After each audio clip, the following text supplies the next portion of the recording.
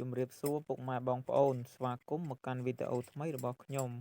ថ្ងៃនេះខ្ញុំមានវីដេអូថ្មីចង់មកចែករំលែកពីរបៀបធ្វើភេសជ្ជៈកាហ្វេសុខភាពពងមាន់ស្រែបងប្អូនហើយនេះជាសម្ភារៈសម្រាប់ធ្វើហើយនេះជាពងមាន់ស្រែបងប្អូនហើយនេះជាស្ករស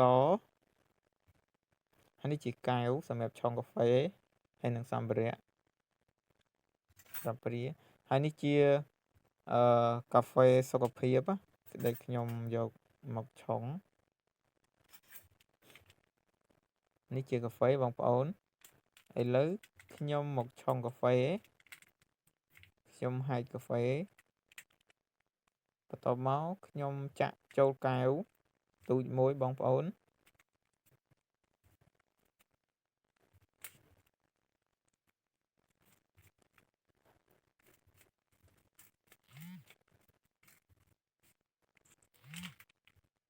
ខ្ញុំចាក់រួចហើយកាហ្វេនេះខ្ញុំដាក់ចំនួនកន្លះកញ្ចប់ទេបងប្អូនដោយសារវាមានចំណុះ300 ក្រាមបងប្អូនឥឡូវខ្ញុំមកដាក់ស្ករសខ្ញុំដាក់ចំនួន2ស្លាបព្រាកាហ្វេបងប្អូនខ្ញុំដាក់ប៉ុណ្ណឹងបន្ទាប់មកខ្ញុំចាក់ទឹកចូលទឹកក្តៅបងប្អូន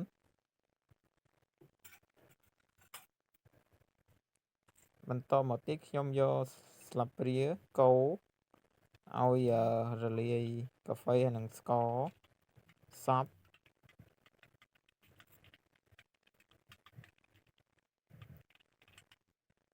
ឥឡូវគឺចូលរលាយសពអស់ហើយបងប្អូន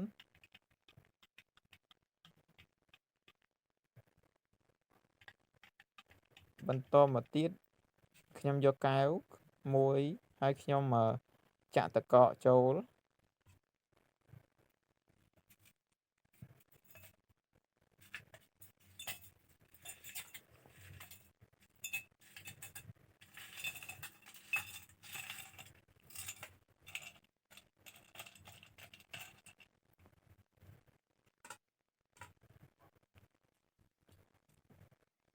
បន្ទាប់មកបងប្អូនខ្ញុំយកកាហ្វេដែលបានឆុងរួចហើយហ្នឹងចាក់ចូលឥឡូវខ្ញុំចាក់រួចហើយឥឡូវខ្ញុំវាយពងមាន់ដាក់ចំនួន2គ្រាប់បងប្អូនហើយមួយគ្រាប់មុននោះខ្ញុំដាក់ហើយឥឡូវខ្ញុំគោះដាក់មួយទៀតហើយយើងយកអាជាតិរំអិលសវាចេញអស់យើងយកតែគ្រាប់នឹងទេគ្រាប់ក្រហមលឿងហ្នឹងបងប្អូន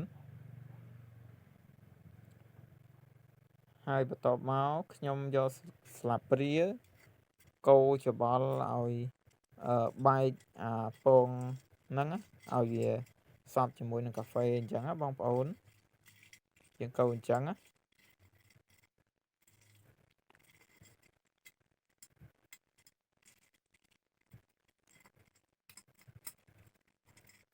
ឥឡូវខ្ញុំបានកូរច្បល់សព្វហើយបងប្អូន